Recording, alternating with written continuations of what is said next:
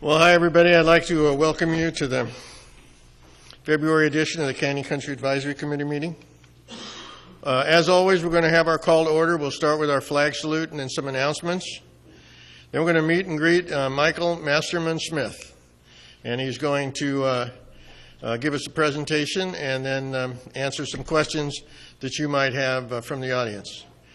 Then Elliot is going to give us a little talk about the new SCV Veterans Center that's just opened. I think that's something that we'll all be interested in.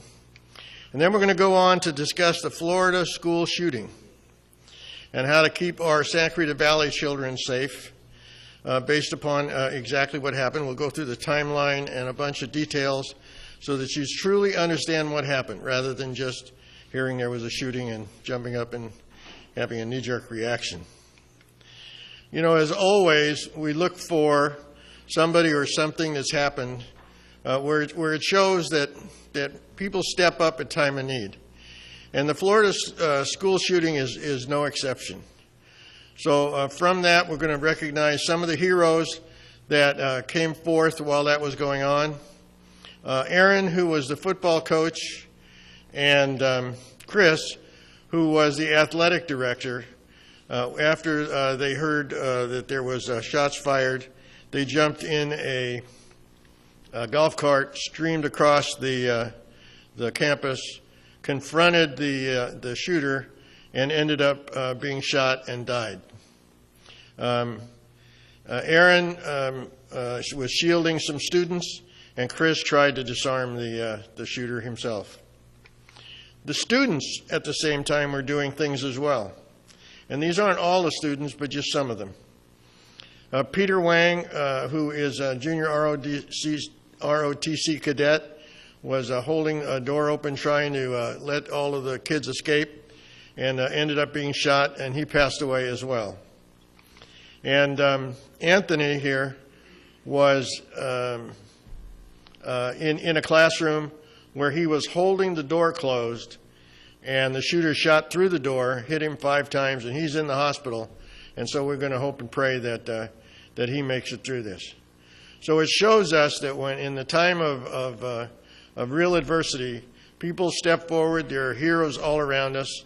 And with that, Judy, would you lead us in the Pledge of Allegiance?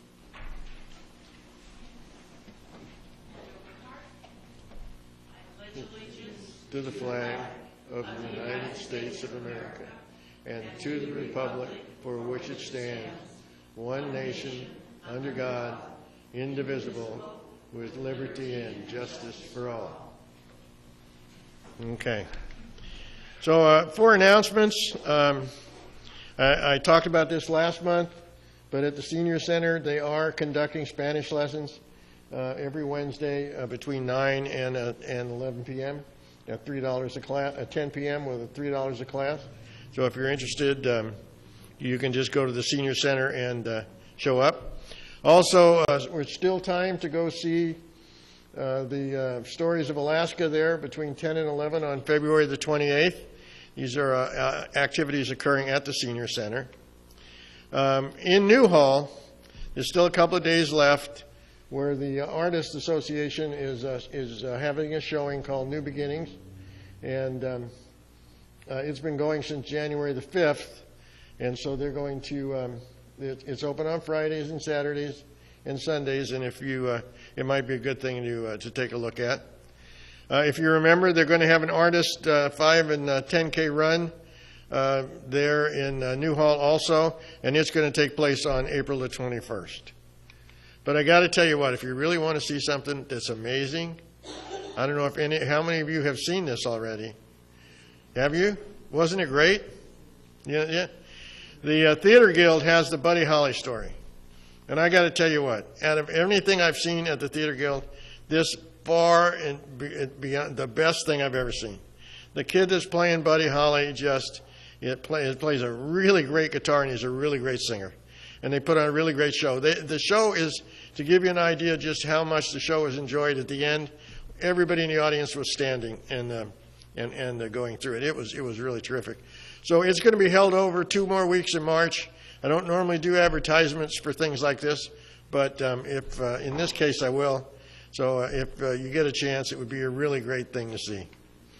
Lastly, we talked about this, that the Cowboy Festival will be at Hart Park and on Main Street, and this year there's no admission fee, so mark your calendars for April the 19th through the 22nd. So in the meantime, do we have any public participants today? Just you. Well, come on up, public participant. My name's Rick Drew. I'm a director of the Canyon Country Advisory Committee. Excuse me. I'm also the chairman of the Whitaker-Burmite Citizen Advisory Group. If you all are aware of Whitaker-Burmite, it's in the process of being cleaned up. We have our next CAG meeting, Citizens Advisory Group, on March 7th, 7 p.m. at the Santa Clarita United Methodist Church on Bouquet Canyon Road. And you're all invited to come and find out what's going on up on that property, find out how much longer it's going to take. There should be an article tomorrow in the Gazette that I wrote that I know most people are unaware, that Whitaker-Burmite will impact Santa Clarita for almost 40 more years. No matter how much they get cleaned up, the water won't be cleaned up for minimum 30 years. So anyway, our meeting's on March 7th, Santa Clarita United Methodist Church at 7 p.m., and everybody's welcome to attend. There you go, Al.